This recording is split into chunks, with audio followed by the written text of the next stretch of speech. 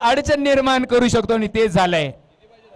1 ball आणि 5 धावांची आवश्यकता, 2 बॉल 5 धावा हव्या होत्या, परंतु आता समीकरण इक्वेशन आलंय 1 बॉल 5 धावा।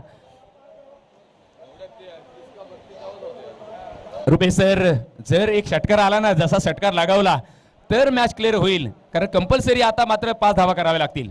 आणि आलाय, ओ व्हॉट अ मॅच, कडक कडक बेधडक फेकून दिलंय कव्हरच्या डोक्यावरून, मादक सौंदर्य, अगदी देखना स्ट्रोक, 6 धावा आणि इथे मॅच क्लिअर केले, उद्ध्वस्त केले या मॅचला।